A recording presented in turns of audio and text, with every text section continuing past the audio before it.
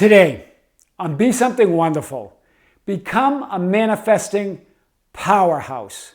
It's all about you. I am your host, Tom Kearin, and this is the Be Something Wonderful studio of higher consciousness, where we help you level up and become the best version of yourself. Creators, welcome back. Big video today.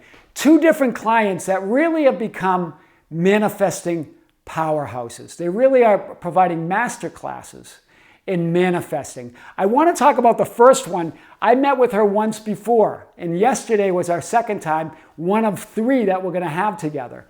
And she started off by saying, Tom, whether it's jobs, money, cars, or cupcakes, I'm creating them in 24 hours. In other words, she's manifesting what she wants. She manifested a big job. Money came, a car, and even cupcakes. She was laughing that it was so unexpected that when she thought about cupcakes and it would be nice to have a cupcake, that would happen. All of those happening, each one of those happening in 24 hours. What changed within her? What moved? She did. She moved that her assumptions are the assumptions of all that is. They're the assumptions of God. So I don't have to worry about how, when, where, or why, or how. All of that is about doubt and fear. And none of that makes sense when my assumptions are the assumptions of all that is. She just moved to that absolute conviction. That's powerful, right? The idea that there's only one mind, and I'm thinking into it, and I'm assuming into it. So I don't have to worry about how all of that happens. It's already done. I just got to assume it and stay there. Then this other client, this was with a specific person. And he said to her, Tom, I saw her. I really saw her this time. Meaning he saw her. What's going on? It was off and on. It was hot and cold, right? And he wanted to manifest or create the experience of a specific version of her, of them together, where she's committed, right? But he felt like he was manipulating or being selfish, right? When we had talked about that, it's not about that. That they're not even, remember, there's only one mind. So when you create what you want, your ideal, you resonate or correspond with the version of her that corresponds with your assumptions, with your reality. There are infinite versions of you, of her, in all possible realities. And so you're creating your version. She creates her own reality, you create yours. But you rendezvous together in this agreed upon reality where you're together that meets your assumptions. And there's a version of her that resonates with that. He goes, that did it for me. I'm not my mind. I'm not my thoughts. I'm not my feelings. It's all unfolding so fast. Everything's unfolding for him because he gets it that they're not his specific feelings or thoughts or mind. That they're all part of that divine mind. That as because he brought up this whole discussion of solipsism and selfishness and manipulation. That he goes, and remember what solipsism means. It's not the same meaning as non-duality. We got into a big discussion about this. Remember, your mind, solipsism believes that your mind is the only mind. That your thoughts, perceptions, and beliefs are the only thoughts. That no one exists outside of you. Meaning they're cardboard cutouts, that there are no other individualized points of consciousness. That your finite mind is all there is to reality. That's way different than non-dualism, which says that your mind, one individualized point of consciousness, your finite mind only exists within the one mind. That it's one point of consciousness. It's one finite mind in the infinite unity of that one mind. And all of those minds are one with the other finite minds or individualized points of consciousness. That you're not separate from those other finite minds. So this is saying there's only one finite mind, and it's mine. And this whole thing is just a perception in my mind. That's way different. We're going to cover this today and more. So remember that one of you that was on the channel quoted Loki, that Disney series, and said that it's not about when, where, what, why, or how. It's about the who, and the who is you. I love that, but what is that you? Not you as one separate, only existing as one separate finite mind, and there are no other minds. It's you as one with and infinite finite minds that all together create that one mind, or that universal consciousness of God. In Him we live and move and have our being. That you're part of all that is. That the real you is one with all other finite minds, all other individualized points of consciousness. So when you project what you want, when you assume, believe, imagine what you want, you create your unique experience through your finite mind, which is one with all minds and one with the divine mind. You create your unique experience of all that is, of ultimate reality. That's how God knows itself, experientially, through you and every other finite mind. So what do we mean by finite mind? We mean the finite mind means it can only have one experience at a time. That's why the 3D experience seems so solid. It's one experience of thoughts, sensations, and perceptions at a time. You can't experience all that is all at once. That's why they call it a finite mind, but it doesn't mean it's limited. It's totally unlimited. Your finite mind is unlimited in terms of that it is one mind within the divine mind of God, the limitless mind of God. It just means it's finite or limited in terms of what it can experience at one time. It's limited with respect to its mechanism for perceiving and sensing experiences. Do you see it? Reality, you are the real you. You're changeless. You're limitless. You're here and now. You're everywhere. All that is one. All is one. All is one conscious mind, one source. Within that one mind, within which infinite points of creative centers have their being. Infinite points, infinite finite minds, infinite points of God consciousness, all having their unique experience, one at a time, of all that is. And then all that is has all of those experiences within it, and only sees all of those infinite experiences as one experience. It knows it as one. It only sees one. Do you see it? But it knows itself as that oneness through those infinite experiences that are taking place within it. That's powerful. Your experience of reality, your projection of your consciousness, your holographic expression of you is only made possible through that divine mind. Right? Otherwise, your finite mind wouldn't be able, there's no source. You'd be cut off from source, right? You'd be limited to whatever thought or belief or perception you had at the time, right? That's what we're talking about. So you, as a creative center and point of consciousness in the divine mind, the one, the all, the God, all that is, are having a unique experience of a finite mind. Meaning, remember, finite meaning it can only experience those thoughts, perceptions, and sensations one experience at a time.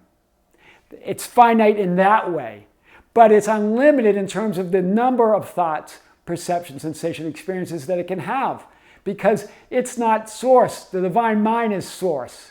It's one point of consciousness within source, but you're not separate from it. You are source. You are one with it. That's the paradox, right? Solipsism, or a solipsist, believes only my mind exists.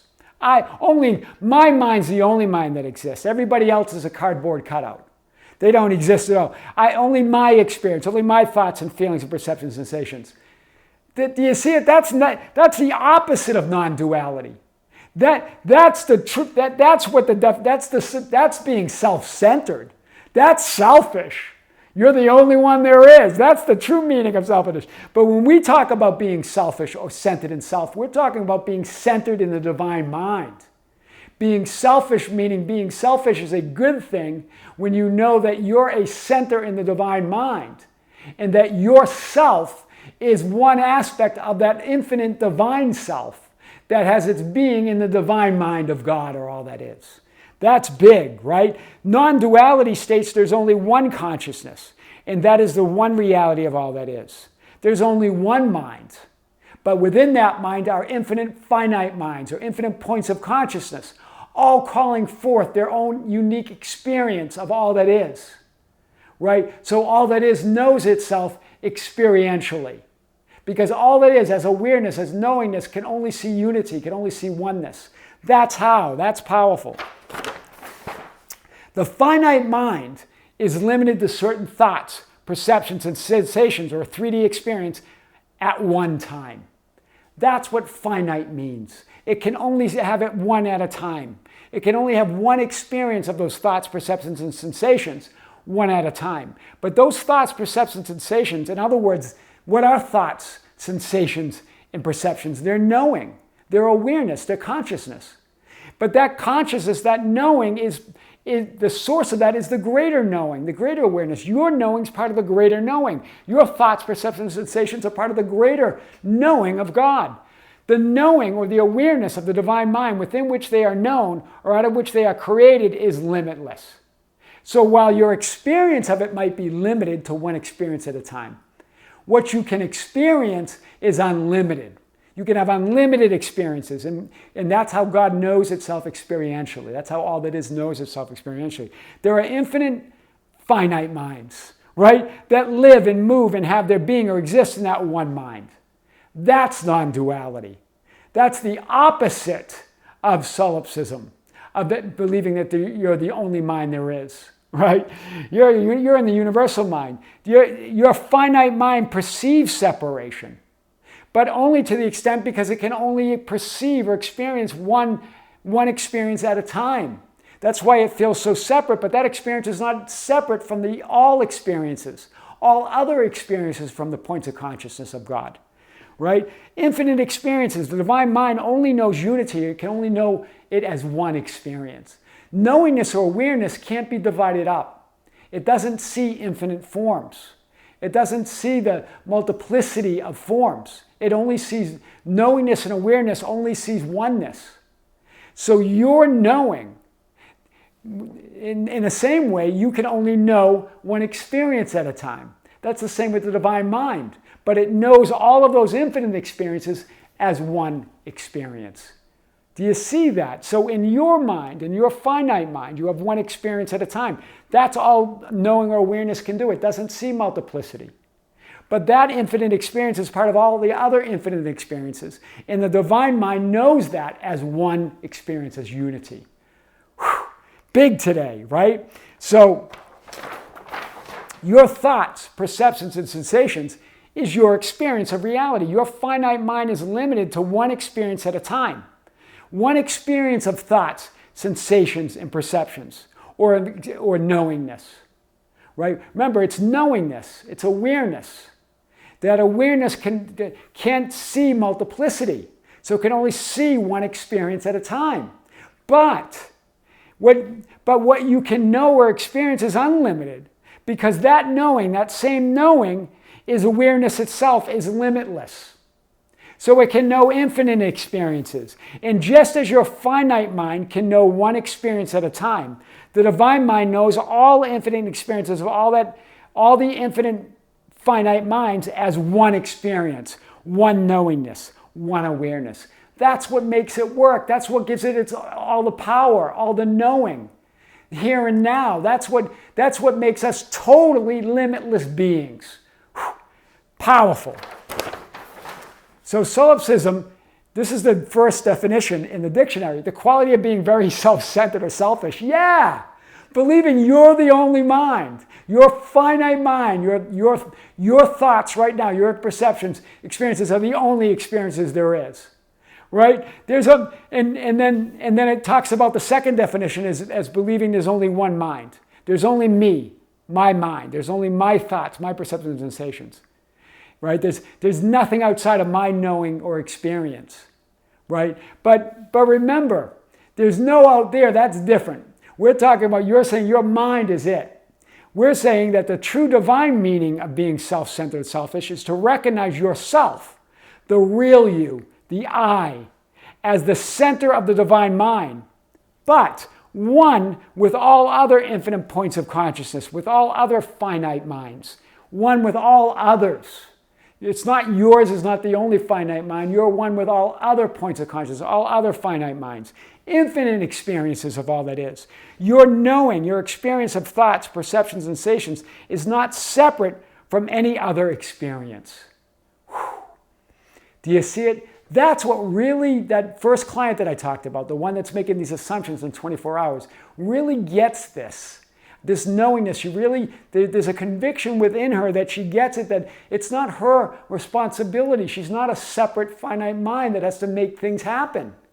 That her mind is only finite to the extent that it can only experience one thing at a time.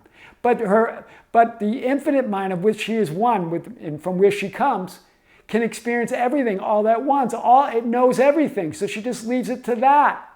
Right? That's power, guys. Same with that other client, right? With his SP. He really gets it. It's not my thoughts. It's not my feelings. I'm not manipulating anyone. I'm just creating my ideal. And when I do, then all that is expands. Yeah, creation's finished. But remember, infinity is always expanding. How does it expand then? If it's finished, if creation's finished, if all that is all that is, it expands by the infinite vantage points that it can know itself as all that is. The infinite finite minds, the infinite experiences, the infinite perceptions, thoughts, and sensations is how it expands and it becomes more. Right? How can all that is become more? By knowing itself at all that is in an infinite amount of experiences through you, me, and everyone else. That's how important you are. Without you, all that is can't exist, and that's impossible. You are all that is. You are, without all that is isn't. And that's impossible, right? So when, where, what, why, how, that all goes away. It's about who, and that who is you from Loki, right? It's not about you thinking that you're alone here, one finite mind that has to create your reality. You're one with all other finite minds. That's you. And that oneness, that beingness, that oneness of all, that real you, one with all other finite minds, has its beingness and exists in the isness or the absoluteness of the divine mind of God. So be self-centered, be self-centered, be yourself as the center of the one divine mind. That's what we mean by be self-centered, right? Center yourself in that one divine mind, but not as a puny finite mind that believes it's the only mind, but as one with all other minds. This means who you think, assume, and believe and imagine that you are exists here and now. It has to, because when you think it's the divine mind. The complete fulfillment experience exists here and now, or it can't exist at all. You wouldn't even be able to think, imagine, believe, or assume it unless it existed right here, right now in this mind. Do you see it? If you were a finite mind, the only mind, then when you would imagine or think or assume it, then you would be worried. because nothing exists outside your finite mind, it's only you, then yeah, you are limited. There isn't, not all things are possible. Right? But because you're not, all things are possible, all power, all knowing, all present now. That's how they became manifesting powerhouses, because it's all about you. It's all about who, and that who is you. I am your host, Tom Kearin, and this is the Be Something Wonderful studio of higher consciousness, where we help you level up and become the best version of yourself. Creators, thank you. Thank you for being part of our membership channel. There's a link below. If you're a member, thank you for joining. If you're not a member, check it out. We just released a video yesterday, and we have a live stream scheduled for the membership channel, exclusively to be broadcast on the membership channel later this month. And that's going to be at 9 a.m. in the morning, right here in the last Sunday of the month, right here in the studios of Be Something Wonderful. Thank you for being part of our Facebook group, the Be Something Wonderful Ambassadors, at facebook.com/groups/Be Something Wonderful, for joining us on Instagram and Twitter at Tom Kearin, for joining our TikTok at Be Something Wonderful. Creative, just thank you for being here every day with me.